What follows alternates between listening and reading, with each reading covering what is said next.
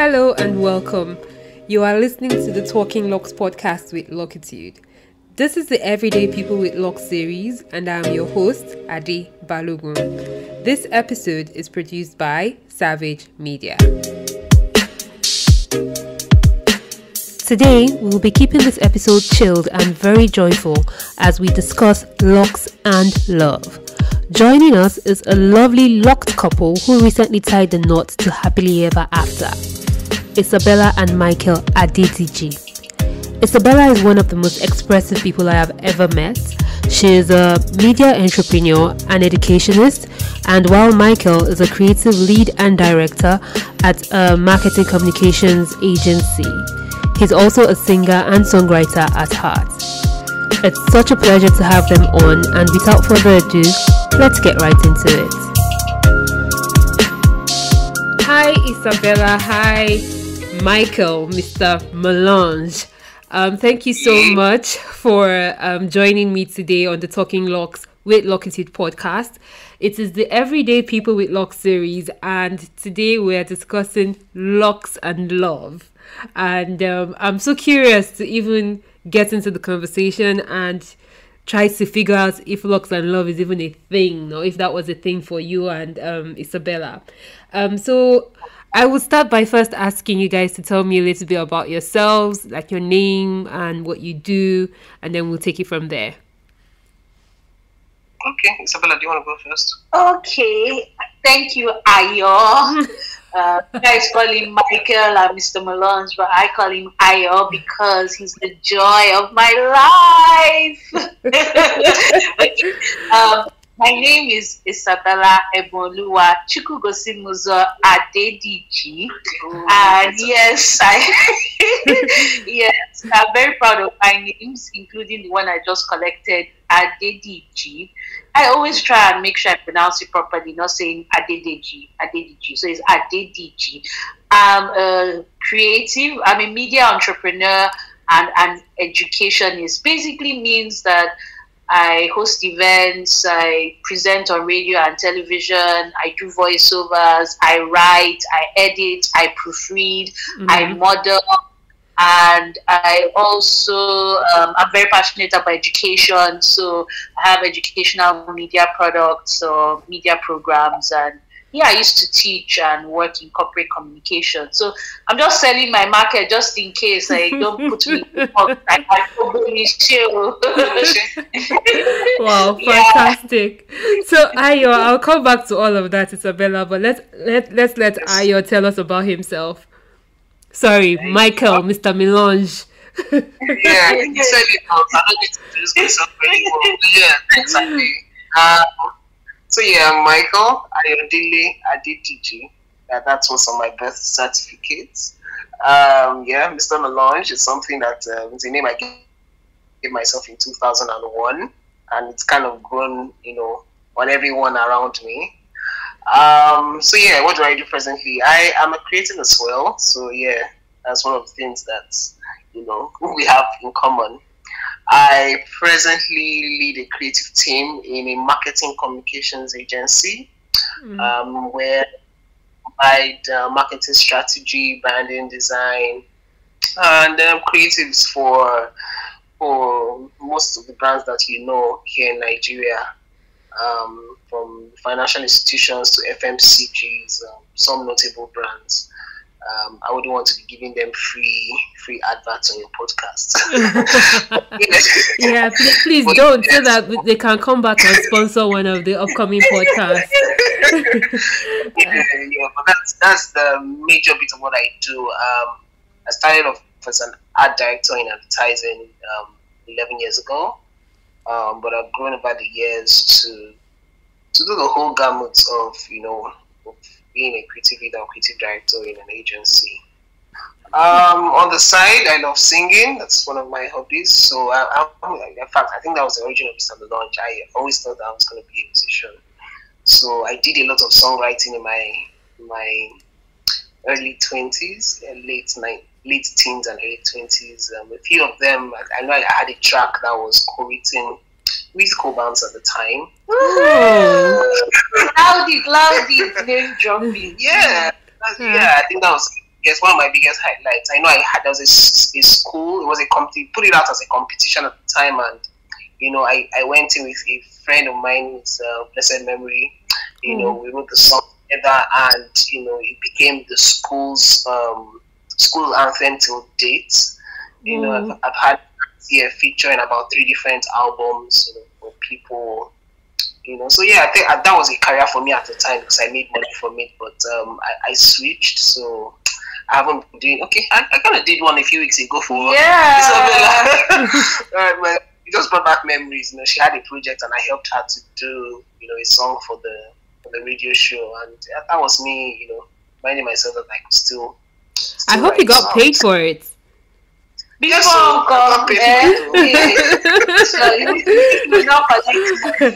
thought it was just. No, if it was a personal project, I wouldn't. Okay. I thought the love was just covering everything. Okay. Well, I do have a ton of questions for you guys. I'm not even sure where to start from. But one of the places we like to start from on the podcast after introductions is just asking how long you've had your locks. So at least that helps us to set some context for the listeners about how long your hair is. So Isabella, do you want to go first? Yes, because you're part of this story. I started my locks very, very tiny. I done gorimapa, shaved my head, I'd experimented baby curls, and just before I did my passing out parade here in Nigeria for the compulsory National Youth Service, I decided to go and lock the hair. So it was really, really short.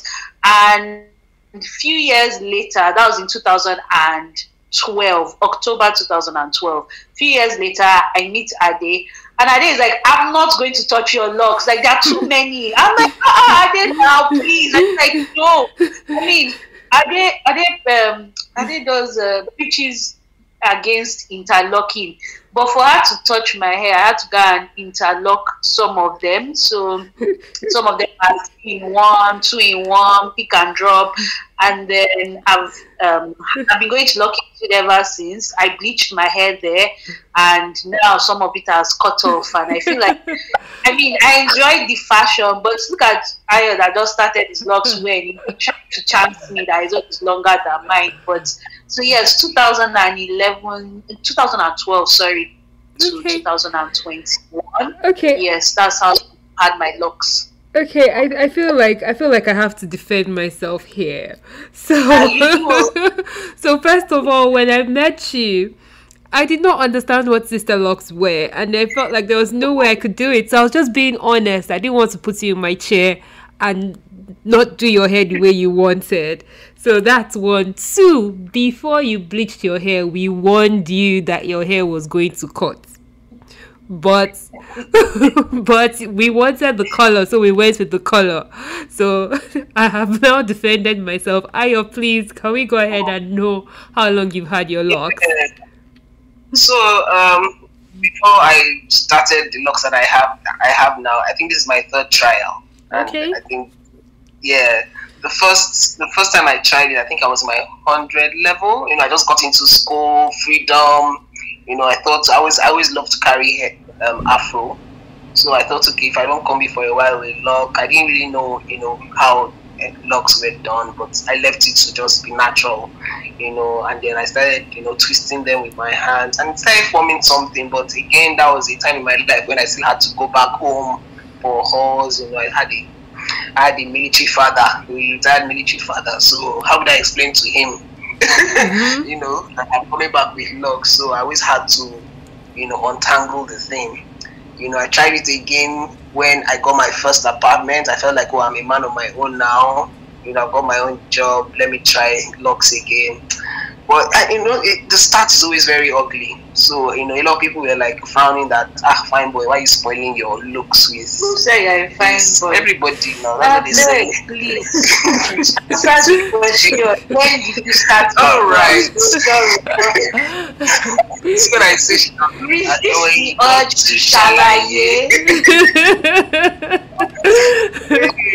So finally, when I hit the big 30, 30, I was like, yay, I'm a man of my own, you know, nobody can tell me nothing. And I wanted to express, I mean, and you know, in the industry that I'm at or that I work in, it's not a taboo, right? I don't work in a bank, I'm not a corporate white collar kind of guy. You know, I work in a place that allow people be themselves. So if I'm a creative and I wanted to show, you know, my creativity by how I wear my hair, and I thought this was the time. I'm 30, I'm a man of my own, and that was how I thought to do it. So I can't remember the exact month, but I know one of the things that spurred me to, you know, starting it and, you know, being dedicated, or, you know, what's the word now? I really just wanted to just do it was when I turned 30, and that was 2014.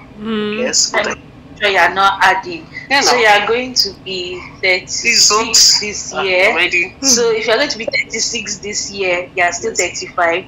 So 6 minus 21, that's 2015. 2015, yes. No, but I was born in 84, so how can I be 30 in 2015? What's your maths? Okay, so okay, 2015. Yes, correct. It's 2015. Yeah, so I remember April 2015 going for the first time to a loctician, right? But I started the process on my own after my birthday, September 2014. Okay, all right. Yeah. But you definitely have both spent some time with locked hair independently. Now, how did you guys meet, and was your hair part of the story? Let me take it, because we both have different versions to how we met. Funny enough, wasn't part of the story as such. Please, you said that I was looking scruffy, that my hair was scruffy. So how would you have noticed my hair? Please, come on. It doesn't touch. I didn't say, oh, she's very long, I love her. No, it wasn't that. Yes, but if the hair was nicely packed and styled, then you might not have said, oh, I had this scruffy look about me. So when the scruffy becomes sexy. Oh my God. No, I'm saying that the locks at that time were not yet styled. Did you hear a question? Yes.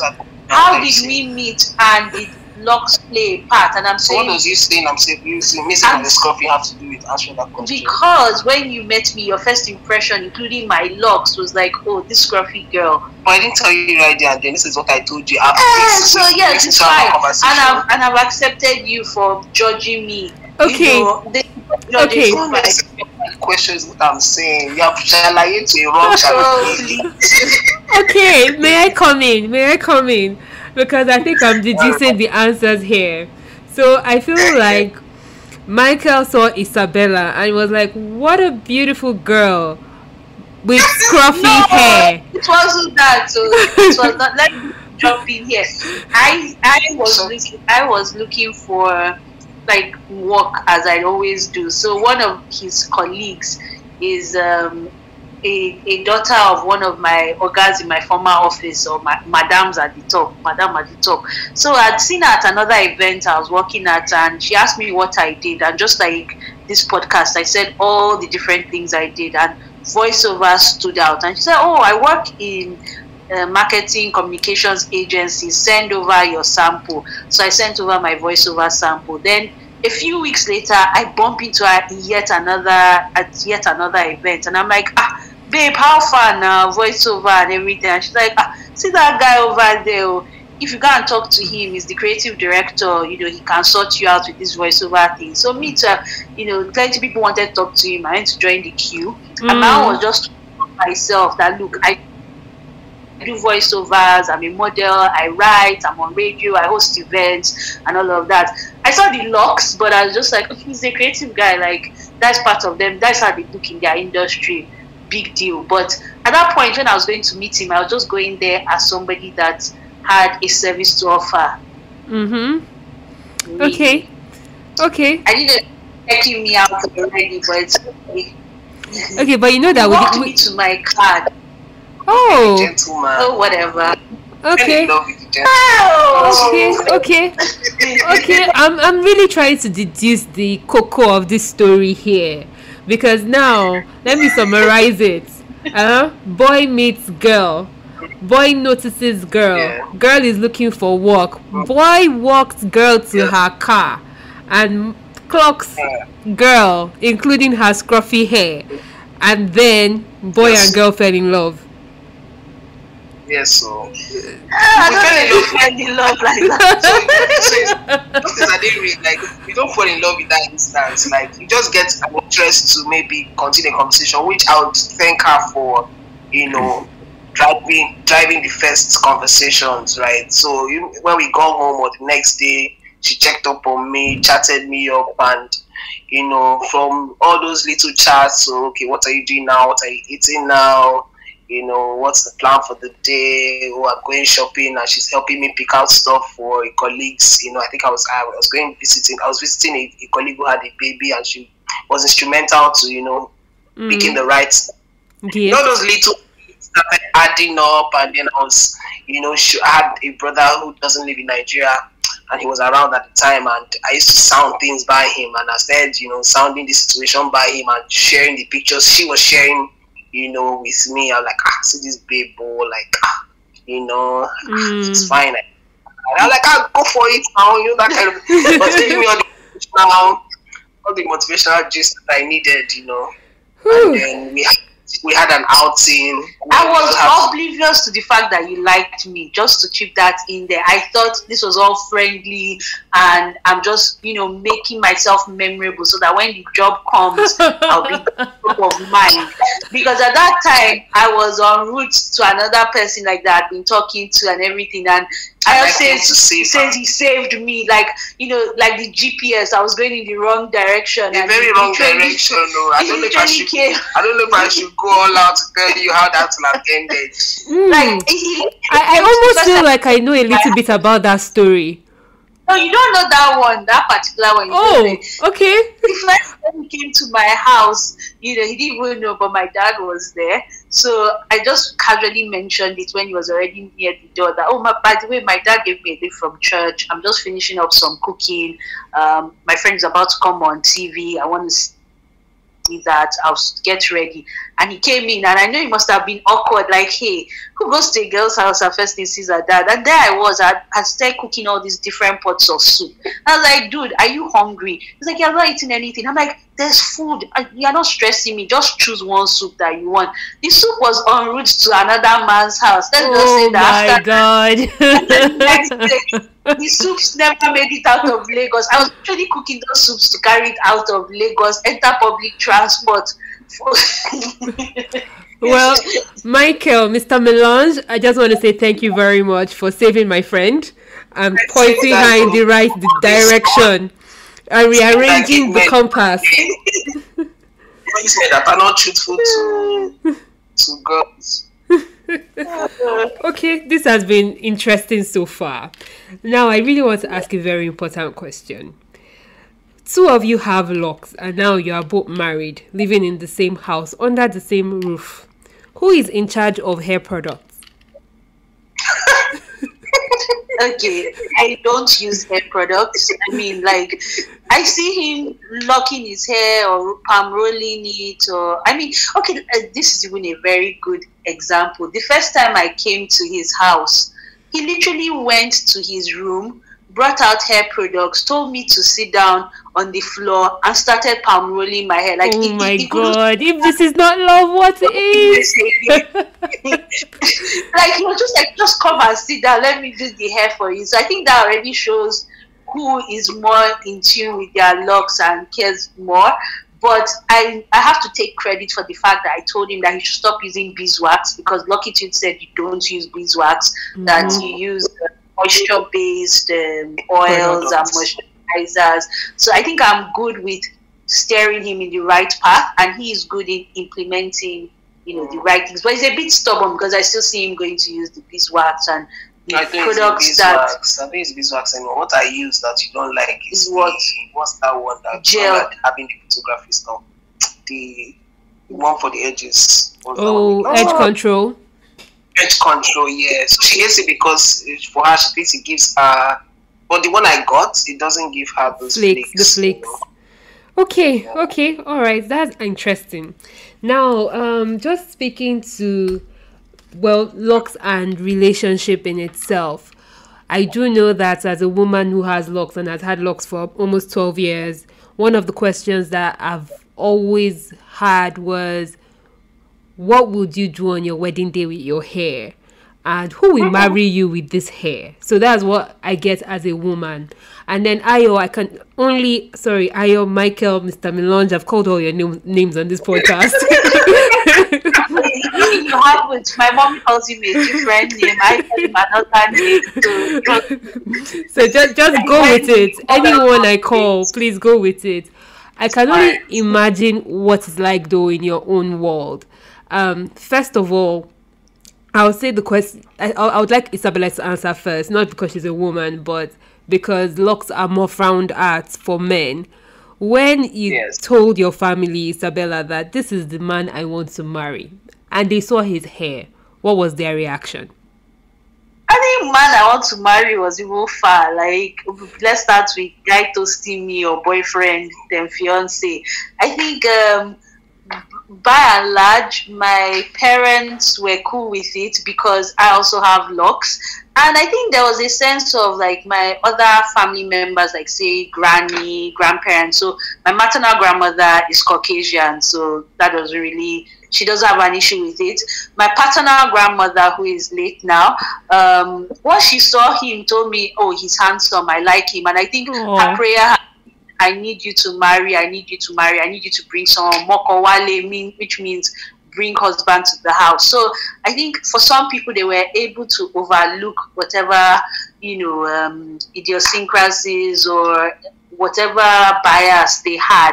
The only person that I knew that was a bit concerned about the locks was my stepmother, who is very fashionable, which was quite surprising. She just like, everything is okay, but these locks. And then she never really liked me having locks because she felt that locks were something that older married women did, and I was younger and I didn't need to like make myself look much older. I mean, she too has been praying for the husband, so I think it was a little fact that she just had to overlook, but she did express her concern and like, oh, how I wish she didn't have these locks. But the funny thing is that my younger brother tries to do locks, and my stepmom will be like, well, do what you are doing in school. When you come back to this house, you go and comb it, So yes, that's just her her beliefs on. Yeah. Okay. All right. And Michael, how was that for you on your own part when you were bringing a woman that had locked hair? Did they even, was it a thing at all, or were they more concerned for you as a man having locks? So bringing her to my family wasn't even a concern. Like you said, it's rare for people to frown at ladies carrying locks. So it was never a conversation. It was never a thing to mention. But interestingly, I had thought about it for myself. Well, many years ago when I started it, I was thinking to myself, how would I look? Would I look responsible, to the families of the bride or the woman that I would want to marry? I thought about it. When I started falling in love with my hair more and more, and I loved the length, I was thinking about it that, does it mean I would have to cut this hair to look the part, to please, my wife's family? I used to ask myself those questions until, somebody just told me that, oh, it's possible to cut your locks and relock it after. So like, oh, wow, okay, that's what I would fall back to in the worst case scenario. So, if they're so traditional, the worst I'll do is go cut it, keep it, and then when the whole wedding is done, the day after the wedding, I'm going to go fix I'm going to go fix my hair back, But luckily for me, I met a family that didn't care. I think they saw past it, right? So it was, character, the person, the personality, and that has happened in almost every facet of my life. I am a worker in church. I can imagine church, they are one of the folks that frown against this kind of thing the most. So imagine me being a worker that is in your face, like you can't miss me, right? I get so a few people, carry a smirk or carry a face around, so that you don't like it. But my the leadership of my church, the leadership of my department are okay with it because they are more what would I say? Yeah, they're more open-minded. So I felt that was the first battle I had to fight. After fighting the battle with family, I fought the battle with church. I won that. So the next battle was with who I would get married to and their families. And Isabella's family, paternal and maternal, it was easy breezy. It's almost like the hair was not there, right? Yes, it wasn't an issue, and we could see that even on the wedding day, there was nobody. Instead, people were admiring our hair. Yes. It was beautiful. Oh, it was the pictures and all of that was so beautiful. Like I was really, really proud to have been a part of it in one way or the other, and at some point I had to stop myself because I could see myself projecting what I personally wanted to be on Isabella's hair.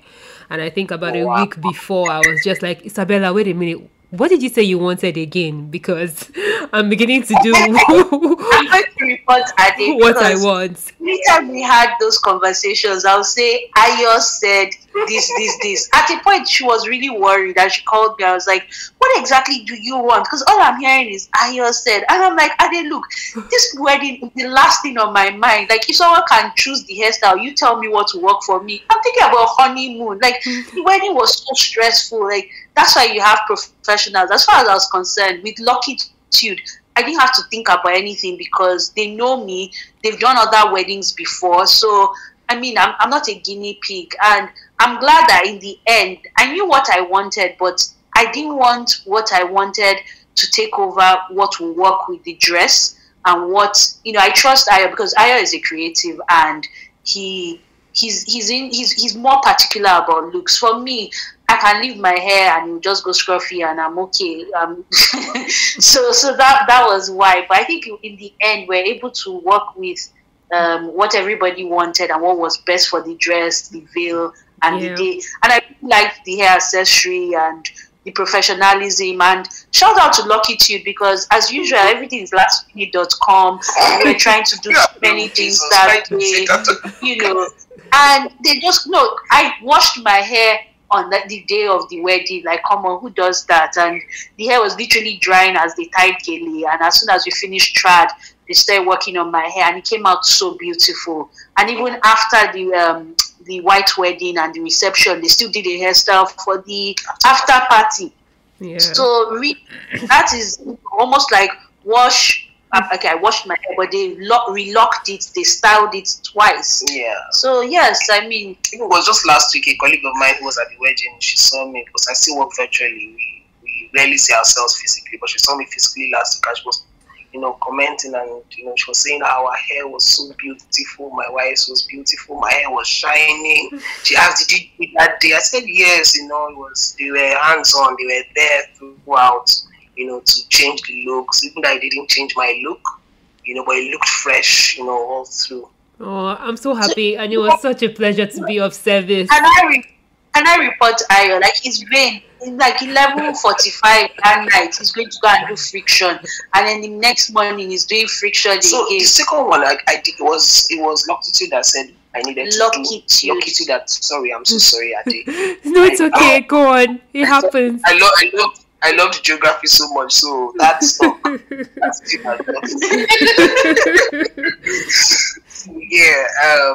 I thought about it that usually when guys groom their hair for their wedding day, they do it a night before. Most of my elder ones, like my elder cousins, when I was with them, I knew they used to visit the salon closer to their wedding. It's a tricky situation to do it on your wedding day, right? Mm-hmm. But these days, now they can always get someone to come do a home service, right? I didn't think of it at the time. So the night before, it was busy nights before we had Isabella, we went up and down to try and get our COVID test done. Yes. So we were traveling. And I still went to my friend's house at 12 midnight. Yeah, so it was a very busy night. So she's judging me now, but what I was trying to do was save myself on that morning, right? Mm-hmm. So I will have the grooming done, at least the front parts, get it shaved, or all the shaving done right, and then your guys came in to do the rest in the morning. But by the time she was done, because it wasn't done before the shaving, the shaving is usually done after the twisting, right? Yes. Yeah, so when it was done, we saw that they still needed to work on the edges. And so we had to call the barber to come do the home service to clean it up. And it all worked out, and we still got to the venue. It did work out. It did work out. I just feel like, so, you know, Isabella is a very special person. And Isabella, sorry I'm talking about you like you're not here with us. But the thing was that I know that you are very opinionated. So my worry was that when we were talking about your wedding, we were planning it so many months before the wedding. And I couldn't find Isabella in it. I was like, oh, what about your dress? Like, oh, my mom likes it. What about the veil? Oh, ask her. What about your hair? Whatever you want, Ade. And I'm like, Isabella, please, where are you in this wedding? I need Isabella. It was involved in catering because I did some catering for the wedding. The night before, I had my friends come over. They helped me. Shout out to Tayo and Shola, and I also did some of the prepping the night before, and then the next day they had some of my food like cooked and served at the wedding. So that was important to me. The honeymoon was extremely important to me, and the traditional outfits. So I think I put my foot down. I doesn't really like lemon green, olive green like that, and he says that he looked like all these people from what Deals by Moonlight or Things Fall Apart kind of storyline. So there were compromises on both sides. So there were things that she compromised on. But I think apart from the traditional outfit for the wedding, everything else I was easy with, because I was also thinking about cost, life after the wedding, and then I think because of the work I do as a host, I get dolled up and wear nice clothes when I'm hosting events. So I can always relieve that fantasy, on someone else's bill. I like that, on someone else's bill. Okay, yes. So I'm going to move on a little bit. Have you guys thought about this? When you do have children, are you going to lock their hair? Yes. Is that even a question? We need to be happy if we don't bring them to Locitude studio. You just hire that nice one. Yes. See, I'm already ready for any school that will tell me any rubbish, because me, I'll just give it to them. I'll say, come, have you seen our father? Have you seen his father? Have you seen me? So what? I went to the University of Cambridge. What are you saying? Please. No, see, it is when they are 18 years old and they've left the house. They don't want to do this lock business. It's fine, but as long as they are eating our roof. You lock it or you shave Gorimapa. Lock nation. Yes, lock family. Okay, so I'm looking forward to the little Isabellas and Michaels with locks. I'm looking forward to that. Okay. Did you know our wedding hashtag? Locked in love. Did I get it right? It did have luck in it, and it was intentional. And then because of the season, although we chose it before lockdown, but it kind of still worked, with the season. So love lockdown is what love lockdown. You see, I tried. I was very close. I lock for LOC. Yeah. I mean, there was someone. He's a brand guy, or he's into like what's it called, advertising, marketing. And once he saw that hashtag, he just got it and he said, "Look, I would love to be at your wedding." And I invited him for the wedding because he was just blown away by the hashtag, like love lockdown. So yeah, we're very big on our locks. Like, you can't tell us anything. Oh, okay. So you guys seem to have been experiencing a lot of positive energy around being a locked couple. That's what I'm sensing from the vibes I'm getting. But do you guys have any negativity? Do you guys see people somewhere and they just look at you like a crazy locked couple that don't have ambition or something? Most of us who have locks usually at some point get somebody trying to put us down because of our hair choice, even though I don't understand why. But do you ever experience anything like that? As a couple, I'm not sure. No, not as a couple, but I think as an individual, there was always that sense of, okay, when you are getting married, maybe you do weave on, or you will maybe you redo this your hair, or there was always that second doubting, like, okay, maybe it's a phase, you grow out of it, it will not almost like represent your true beauty. But I believe that if you're working with professionals, they can always bring out that beauty and, you know, do what you want. And I think locks are so versatile that you might have locks and somebody else would think is braids, somebody else would think is, you know, it depends on how it's full locks, how it is styled. Yeah. So I think because of the versatility, I think when the locks are shorter, that's when people are just like, you're mad, this is not working. Yeah, we go past that stage. Yes, I did get some of that, like someone asking me like, what's on your hair? And I was like, yeah, I'm locks. Like, almost like, what, you two, are you blind? Can you not see? What kind of question is that? But yeah, when people try to be ridiculous like that, you just inform them. But I'm glad that, you know, you did your TEDx talk talking about locks. You've been on TV talking about locks. You're doing this podcast, and I'm always quick to correct people like you taught us that it's not dreadlocks, but they are locks. Nothing dreadful about them. Yeah, clap for me. I'm a good student now. Yeah, you should have just ended by saying thank you for coming to my TED talk, you know. Oh my, this has been a lot of fun already. I think we've already gone past the half-hour mark, and I'm looking at myself saying, okay, have I even asked half of the questions that I want to ask? But I'm really happy for you both, and I'm happy that as a couple, you know, you are making a statement. And when I did post your pictures on our Instagram page from I haven't even posted, I'm still saving the wedding proper pictures, but I did post like pre-wedding photos, and I know our Instagram went crazy. People were so happy. People commented saying that these are the official Nigerian first Locs couple that we know. Is that a big much reality show? We're ready. We're ready. It's not family. I'll definitely be penning this down for my producer. You know, there's an opportunity here. We have a couple that is likely open for a reality show. So, speaking about the reality show that is your real life, we do know that Michael sometimes helps you to get your hair done. Isabella, do you help Michael get his hair done as well? Yeah. Okay, so in the early stages, you know, when love is shocking you and everything, he told me one day I should help him palm roll it. I did it, and he said I should weave it. I wove it. The next morning he loosened it, so strike one. I was like, me, after I did all that hard work, he now went to loosen my work. It's okay. If it wasn't nice, why didn't you tell me to stop it? I wanted to sleep with you so that at least it would have some curls when I loosen it. So I don't like the fact that a lot of times he comes to like do over Sabi, he'll come and be like, come, let me do your hair, or wear this what is it called, like hair slide, hair band, or let me pack it for you, let me tie it for you. But yesterday I helped you when you were taking your picture for NIN.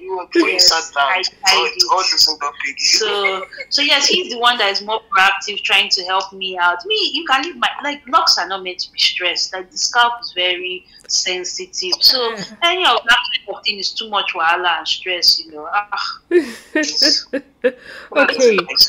Okay, all right. I see that the gender norms that you probably think that would follow through. One would think that in a Locs couple relationship, that the woman will always be the one doing the hair, but we can see that the roles are very well reversed here.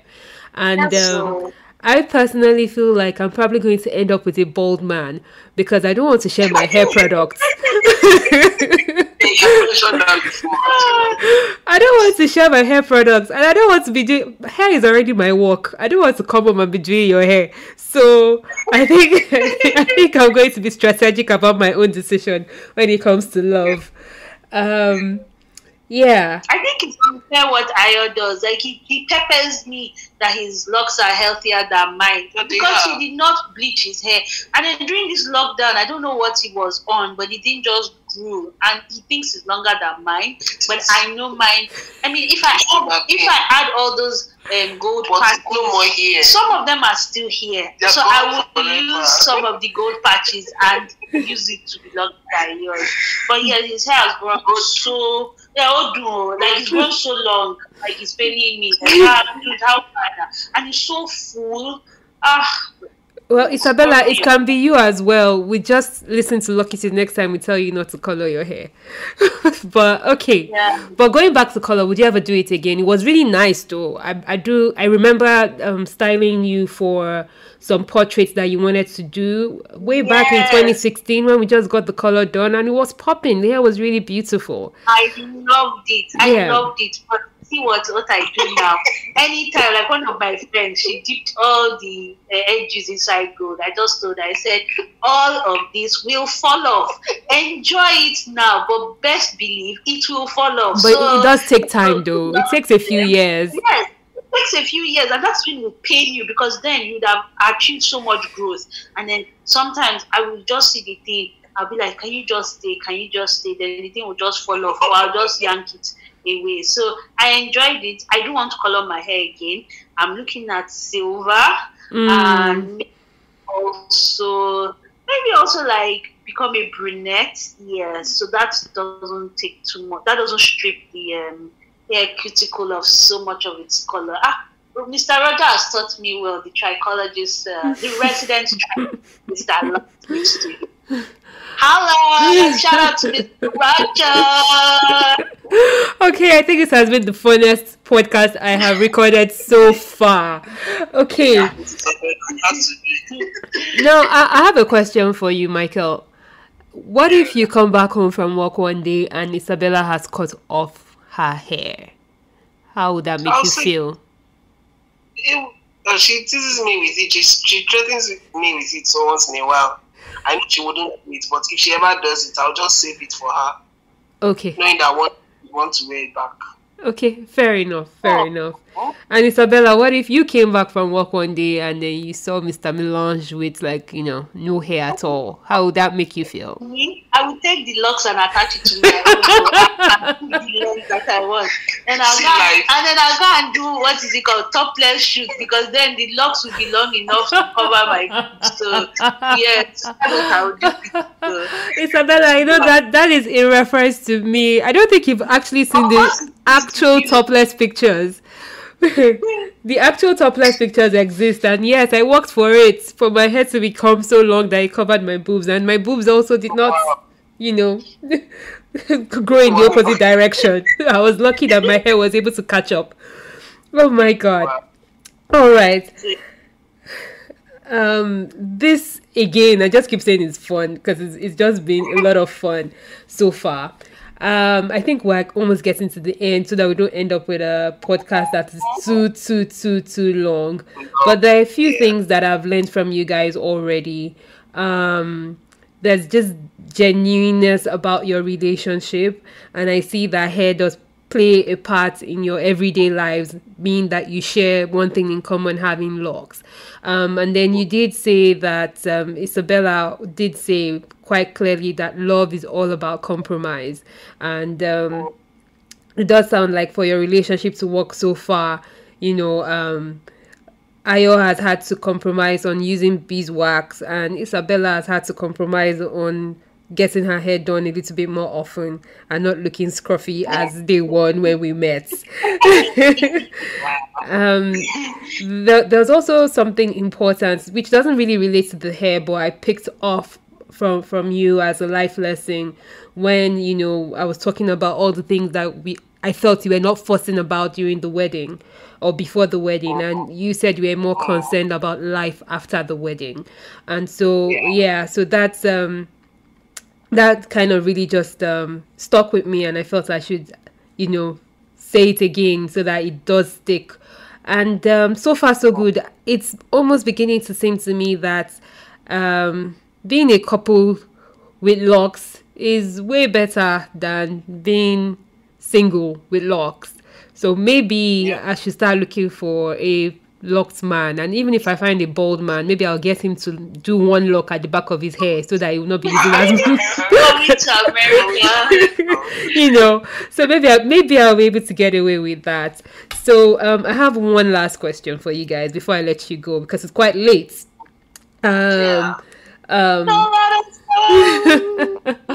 Just one last question.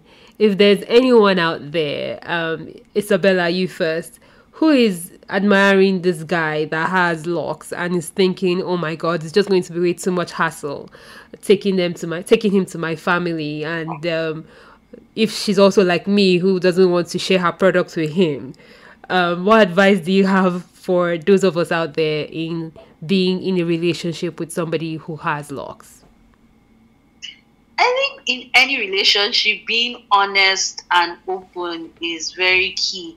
If you're hating on his locks, tell him outright, like, guy, you're too fine. Like, what is it? Are you a musician? Are you a creative? Are you Samson? If I cut off these locks, will your power go? I mean, there's nothing that should be off limits. People should be able to discuss anything and everything.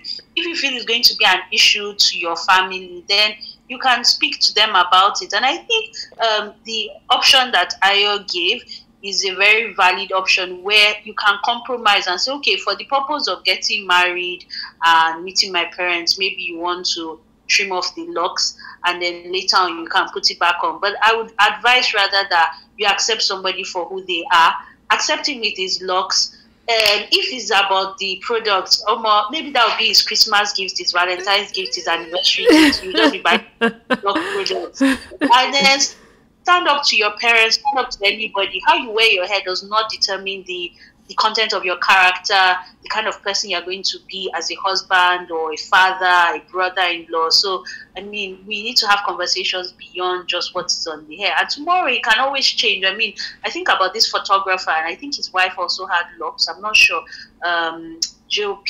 Yeah, Jide Odukoya, and he's cut his locks. I mean, Adebantu cut his locks. Polu Storms loosened her locks. So people can change. I mean, tomorrow Ade will just tell me that something happened. Though Orisha told her to cut off the locks. I'm seriously considering it actually. But me, I'll be angry with you, Sha. You come and face the naughty corner here. Right. Okay. All right. And Ayo, so what is your advice to men out there who are potentially looking to date a woman with locks, whether or not they have locks? Can you also give them some tips about how to care for your woman's locks? Because I think that is very important. Yeah. So first I'll say everything that Isabella said, but it's quite different because, again, with ladies and locks, it isn't frowned upon much. For all you know, some guys don't even know the difference between locks and braids, and they don't really care. That is not true, because I did have like an ex-boyfriend who was very particular about my hair. Except some. And some of them want relaxed hair or Brazilian hair or Peruvian hair. Okay, so that's another thing. But again, there's this other set of men, which I think I belong to, who believe that girls with natural hair are beautiful. Just say it. Thank you. Just say it. Let me not say it. I'm feminist to now come after me. But yes, you know, say I'm part of it. But there are some guys who actually prefer ladies with natural hair because they feel they are less of a high maintenance. Right? Oh, I thought you were going to say that we're beautiful and we're like queens and princesses. The economics of so the thing is, some guys are scared for girls who are, you know, very into bone straight hair. Isabella, I think we need to increase our prices at Locitude so that these men can know that we need some maintenance money. Yeah, but the advice, guys, just let them understand what locks is about. It's really for ladies. Understand what care it needs. So that when they want to gift their lady, they know what exactly they're gifting her. You know what the equivalent of bone straight wigs is to it with locks. You know, just so that they can play their part. But yeah, it's for them to understand. I don't think, especially guys who don't wear it or have never worn it, they may not understand, how to care for it or what the ladies do to look great still with locks on. So yeah. All right, thank you very much. And every now and then they can learn how to palm roll. We have videos on YouTube. Yeah. I was waiting for you to say that. Also, Instagram, or refer them to Locitude page. You can tell her to sit on the floor and oil her scalp. I'm now a Locitude. Yeah, so you didn't even have any choice. I didn't have a choice. Those are the compromise, So this is the thing, Ade. I never liked going to salons. She knows it. So I'd rather someone come to me. Right, but she came into my life. It's Locitude, it's Locitude. I was like, I don't have a choice. I have to follow her to Thank you so much, Isabella. Thank you so much. Thank you so much. Don't worry, we'll have a free package waiting for you. Locitude model confirmed.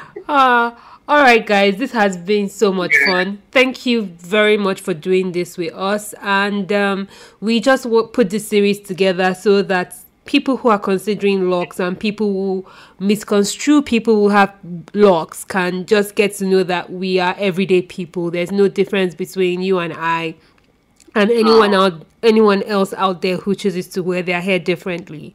It's just basically a choice, and it is our lifestyle. Which is like natural thing and the easiest thing that you could do for yourself, if I may say. So thanks, guys, and have a good evening. Ade, you didn't say how I always used to disturb everybody at Locitude Studio that is working there and they don't have Locs. But you see what has happened. All the non-lock people, they are no longer there. Everybody in the studio is locked. Okay, I know we had already said our goodbyes, but let me say this again. Let me say it the way I always tell you. Hair is a choice. And for every one of Locitude staff who is with us now that actually has Locs, have come without Locs, and it is not a requirement for them to have Locs. They usually start doing the hair, start seeing people's hair grow, and then they realize that it can be them too. So it's a personal decision. So in as much as I feel like I shouldn't be discriminated against or stereotyped for wearing my hair locked, I try as much as possible not to stereotype people for their hair choices as well. If not, it will just be going around in the same circle. So it's just respecting people's choices. But I'm happy that people convert when they come to Locitude. So Isabella, thanks for being the gatekeeper. Yeah, thank you. Because I'm not doing God's work. All right then. Good night. Have a good one, and I'm sure I would be in touch with you guys soon. It was nice. We miss you, Ade. Love you, Ade. Well done. Good job. Awesome. Thank you. All right then. Bye. Bye. I did say that Isabella is one of the most expressive people that I know, but it is always exciting speaking to her, and I am so happy she has found Ayo, who's added even so much more color to her life. Oh my, what an episode. Well, in our next episode, we're going to be exploring Locs and fitness. This upcoming episode is going to be packed with a lot of information. It's going to be educative and fun. There is something in it for everyone, and I do hope you do watch out for it. Thank you so much for tuning in and listening to the Talking Locs podcast with Locitude. It has been such a pleasure being your host. My name again is Adi Balogun, and thanks to our producer, Savage Media. Please don't forget to follow us on social media. We are at Locitude, Locitude, and you can find us on Instagram, Facebook, and Twitter. And for more interesting podcast episodes on Everyday People with Locs, don't forget to subscribe to our podcast. We are currently on Google, Apple, Stitcher, and Spotify podcasts. You can also find us on YouTube. And don't forget to keep it locked with an attitude. Bye.